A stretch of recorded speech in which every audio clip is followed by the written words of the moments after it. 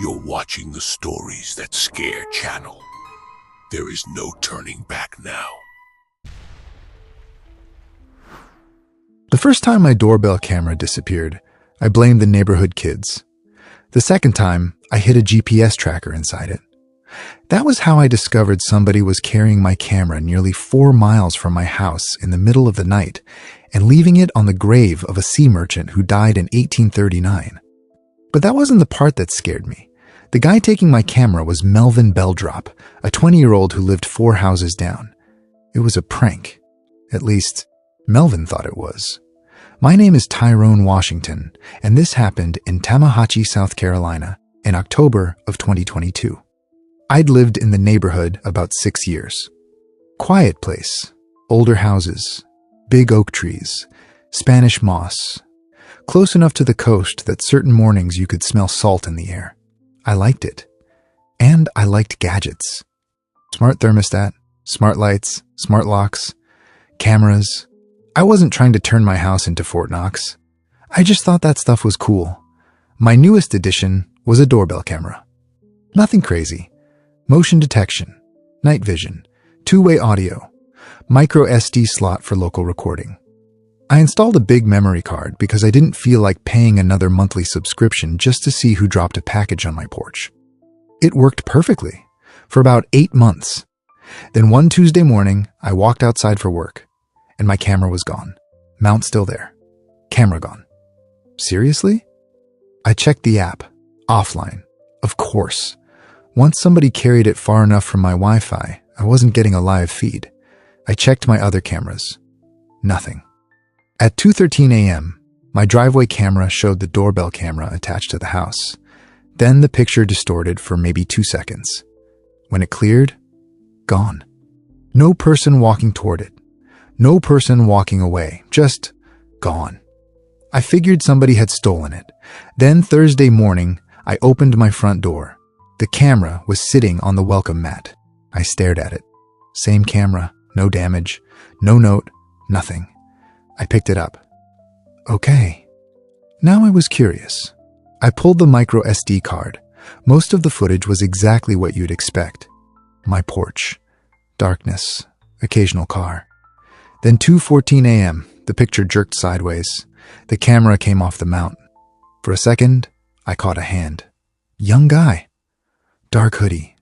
Then the camera pointed toward the ground. Shoes. Sidewalk. Somebody was carrying it. Mystery solved. Some neighborhood idiot was messing with me. The footage lasted about 40 minutes. Sidewalk, road, shoes. Occasionally the camera swung high enough that I could see houses, then trees, then a wrought iron fence, then headstones. I paused it. What in the crispy chicken? I knew that place. Tallahatchie County Cemetery. One of the oldest cemeteries in the area. The person carrying my camera walked between the graves, then stopped. The camera tilted upward. A headstone filled the frame. Weathered stone. Carved ship across the top. Underneath, Josiah Wrenford, sea merchant. 1812 to 1839. 27 years old.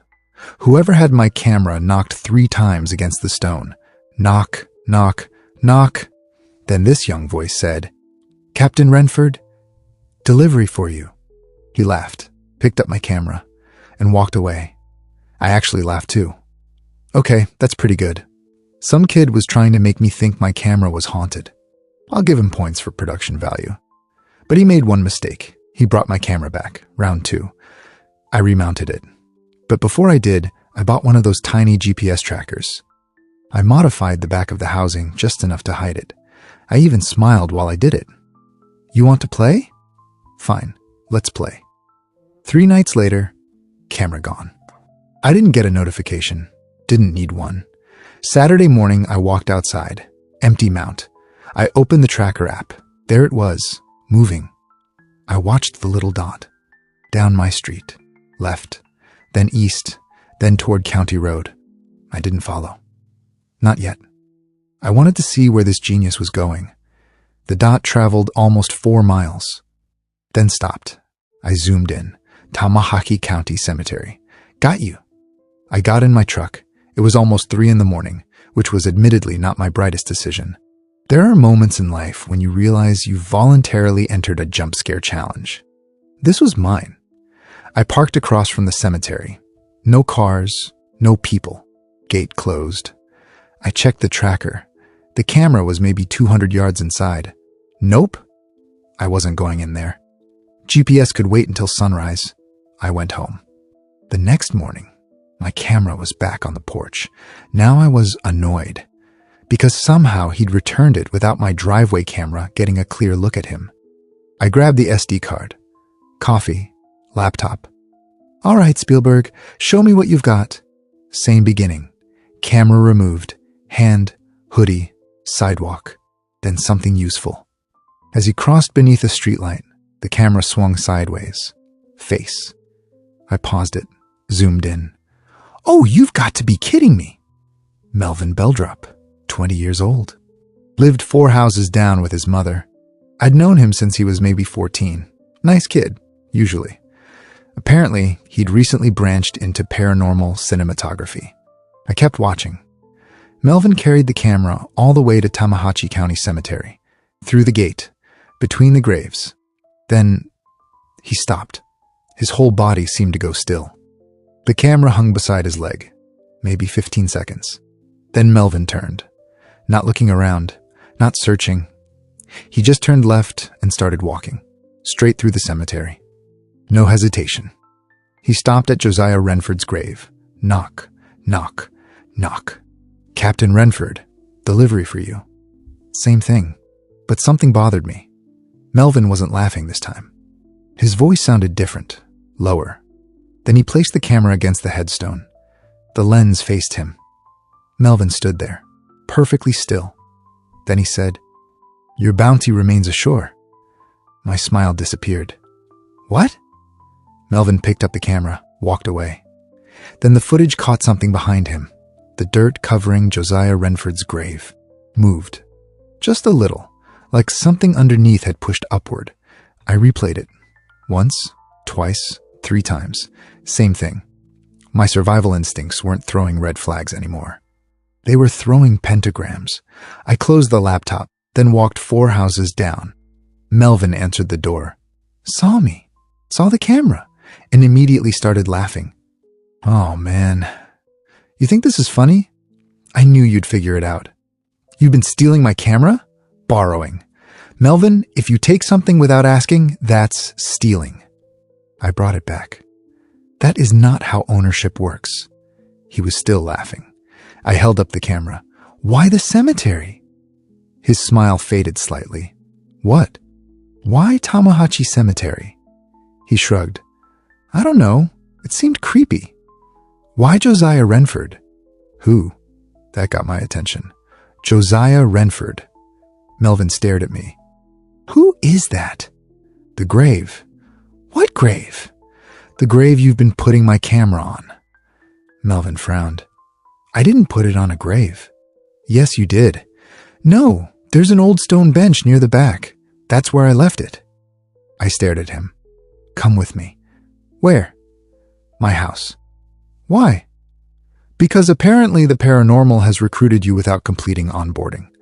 10 minutes later, we were sitting at my kitchen table. I played the footage. Melvin laughed when he saw himself walking. Then we reached the cemetery. He stopped laughing. Video Melvin turned left. Real Melvin leaned toward the laptop. Wait. Video Melvin walked directly to Josiah's grave. That's not what I did. That's you. I know that's me. Video Melvin knocked 3 times. Melvin's face changed. Your bounty remains ashore. I paused it. Melvin stared at the screen. What did I just say? You tell me. I don't remember that. Melvin, I'm serious. He looked scared now. I remember going to the cemetery. I remember the bench. You walked directly to that grave. I don't know that grave. You knew his name. No, I didn't. You called him Captain. I was joking. About a man you supposedly didn't know existed? Melvin opened his mouth. Nothing came out. I played the dirt moving. He stood up. Nope. Sit down. No. Melvin. Nope. Delete my whole account. He started toward the door, then stopped, slowly turned back. Tyrone. What? I don't think I picked your house. What does that mean? The first night. He rubbed both hands over his face. I was sitting in my room and I just had this idea. To steal my camera. Borrow. Melvin. Fine, steal. He swallowed. I thought it would be funny to take it somewhere creepy and bring it back. Okay? But why your camera? Because I'm blessed with wonderful neighbors? I'm serious. So am I. And why that cemetery? I didn't answer. I've never been there before. That surprised me. Never? Never. Then how do you know where the back entrance was? Melvin stared at me. I don't know. How do you know where that grave was? I don't know. Silence. Then Melvin said something that made the hair on my arms stand up. I thought it was my idea. I didn't say anything. He tapped his forehead. But now, he looked toward my front door. I think I was used. That afternoon, we went to the cemetery. Daylight. People around. Absolutely no midnight nonsense. We found Josiah Wrenford, 1812 to 1839. Sea merchant. Carved sailing ship. And sitting against the back of his headstone was something neither of us had seen on the footage. An old brass tube. Melvin picked it up. Don't. Too late. He extended it. A collapsible sailor's spyglass. Old brass, clouded lens. Melvin looked through it, then immediately lowered it. What? He handed it to me. Look. I put it to my eye. The cemetery changed, not completely. More like two images laid over each other. Modern cemetery. And something older underneath. Fewer graves, different trees, a dirt road where pavement should have been. Beyond the cemetery, I could see marshland that didn't exist anymore. Then the image vanished. I lowered the glass, normal, raised it, old world. I almost dropped it. This thing needs a priest and a firmware update. Melvin wasn't laughing. Behind Josiah's stone, we found a narrow leather case. Inside, a folded map. Old, hand-drawn, coastline, marsh, roads, docks, buildings. None of it looked right. But in the lower section were two tiny circles drawn in dark ink. No labels, just circles. We took everything back to my house. I photographed the map. Then I did what any reasonably terrified nerd with Wi-Fi would do. I gave the image to AI. I asked it to identify the approximate location and period. The answer came back. Likely local coastal survey or merchant map, approximately 1820s to 1830s. That tracked. Then I asked whether it could align the historical landmarks with modern geography. It processed, generated an overlay. The old shoreline shifted. Roads appeared. Modern streets overlaid the old paths. Then the AI identified the first circle. Approximate modern coordinates. I copied them into a map. The pin dropped. I stared. Melvin. He was eating chips. What? Come here. I'm eating. Put down the chips. That's usually how bad news starts. I turned the laptop. The first circle landed directly on my house. Melvin stopped chewing. No. Yep. That map is almost 200 years old. Yep. Your house wasn't there. Correct? He slowly put the chips down. What about the second circle? I entered it. The map moved 4 houses down. Melvin's face fell. My house. Neither of us spoke. 2 circles drawn sometime around the 1830s. One underneath where my house would eventually stand. One underneath Melvin's. Melvin whispered, Tyrone. Yeah. I really don't think I picked you. Neither did I. Then something knocked underneath my kitchen floor. Knock. We froze. Knock. Melvin grabbed my arm. Knock. 3 times. Exactly like he'd knocked on Josiah's grave. We both ran outside. I don't remember deciding to run. Apparently, my fight or flight response had skipped the meeting and implemented the decision itself. We stood in my driveway. Melvin looked at me. What does he want? The bounty. What bounty? That's what we need to figure out. That's when we noticed my front door opening. Slowly. Nobody inside. Then something started searching my house. We could hear it. Drawers, cabinets, closets, things hitting the floor. We waited outside until it stopped. When we finally went back in, my house looked like somebody had searched it, not robbed it, searched it.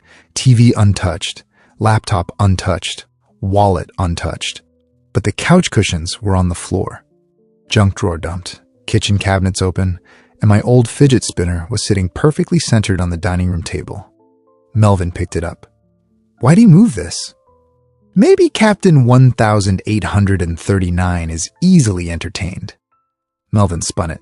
We watched. Think he's ever seen one? Melvin, the man died before TikTok. Put it down. Then we found the mop.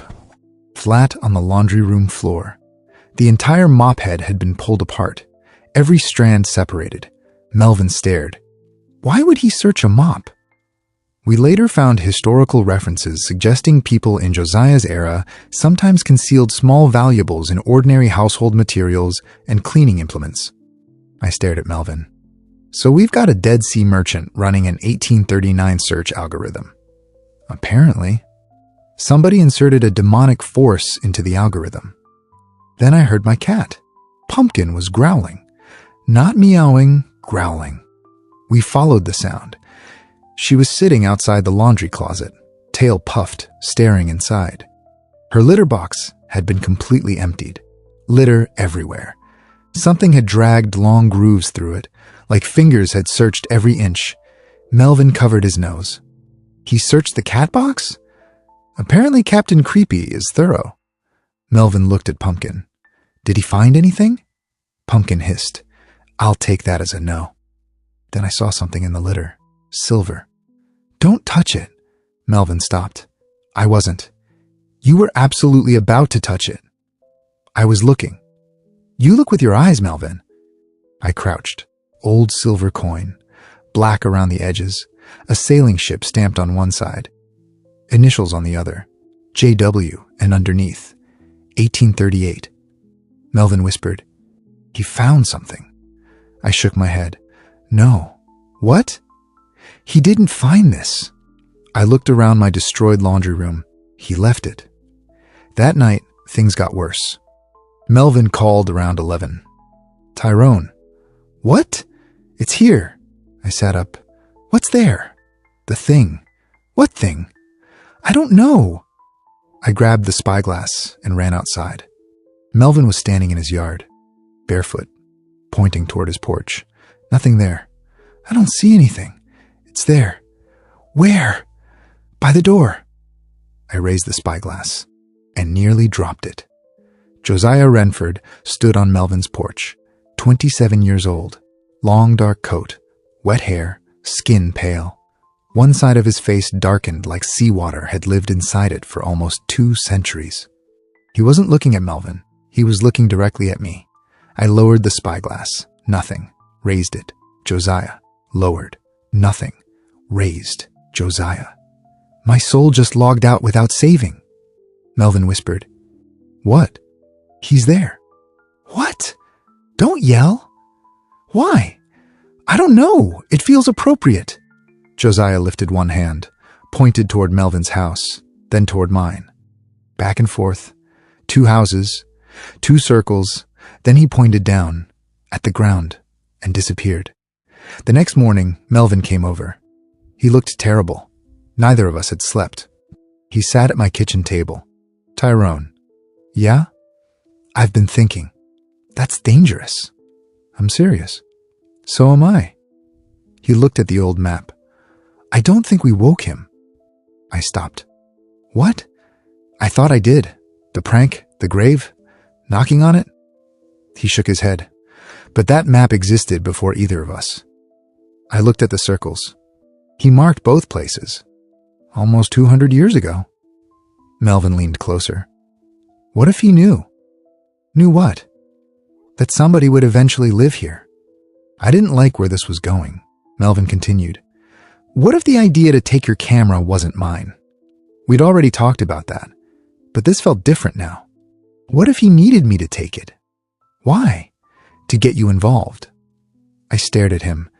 Then everything started connecting. Melvin takes my camera. I track it. I find the cemetery. We find Josiah, spyglass, map, 2 circles, my house, Melvin's house, the bounty, I whispered. We were beckoned.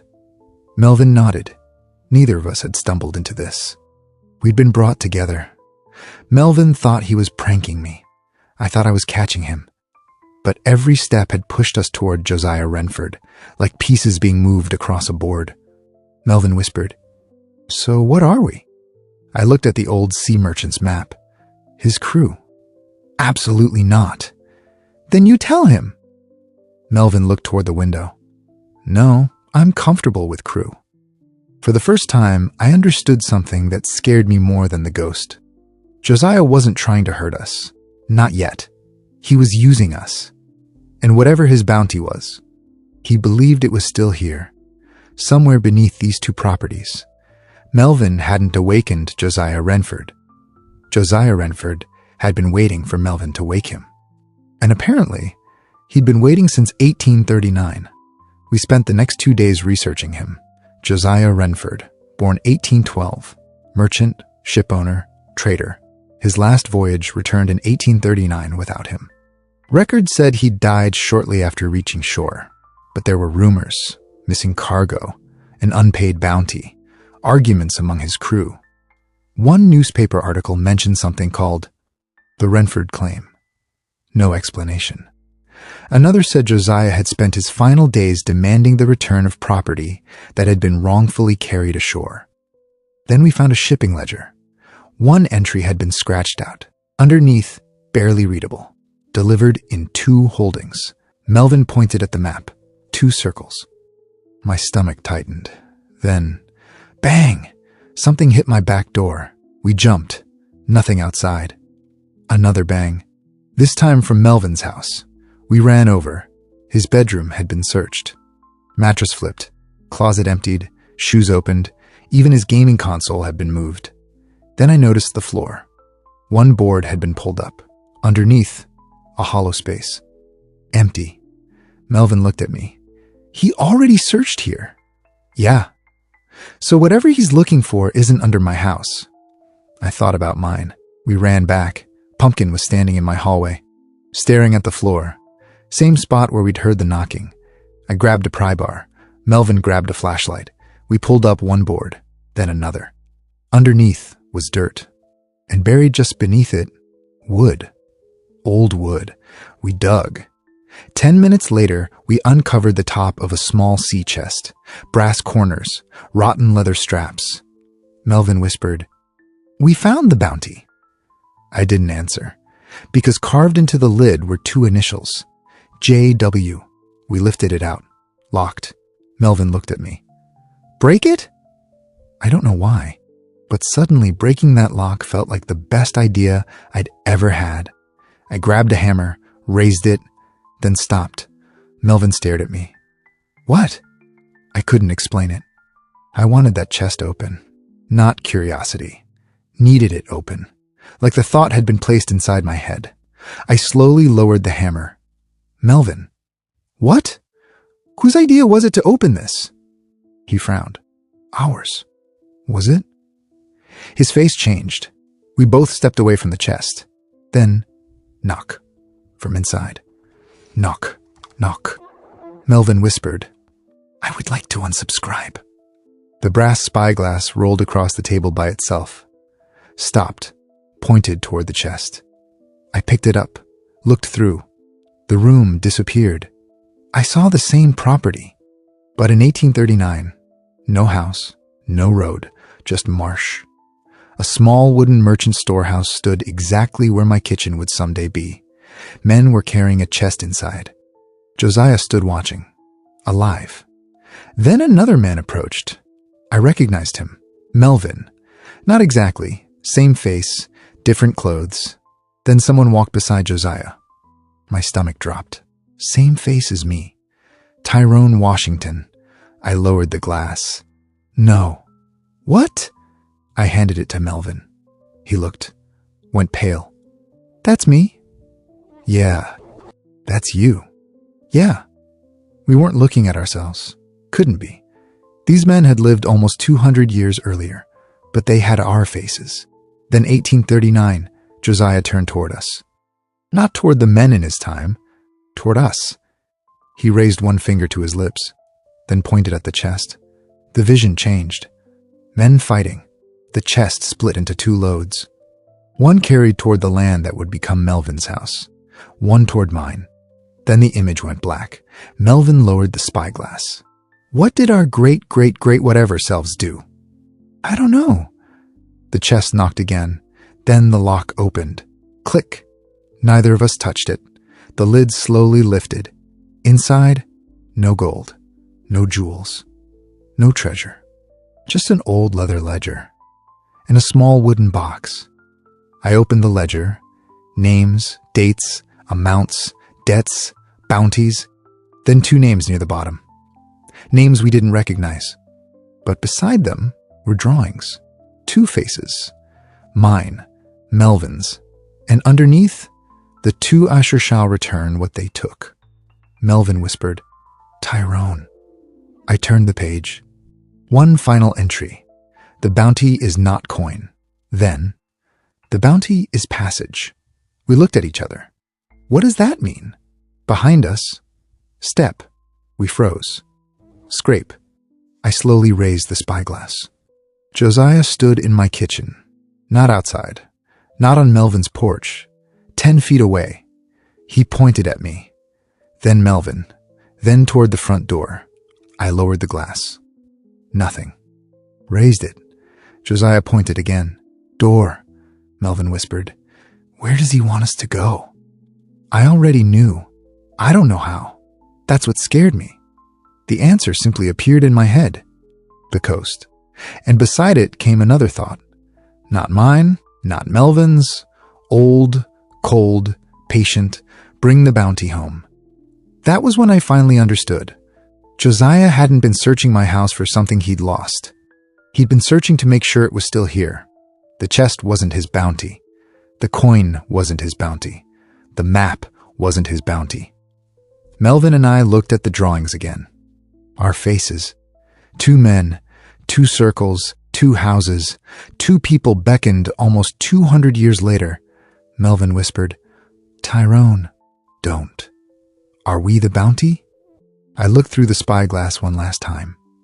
Josiah Wrenford was smiling, and outside my front door, where my truck should have been, I could see the outline of an old wooden ship, sails raised, waiting.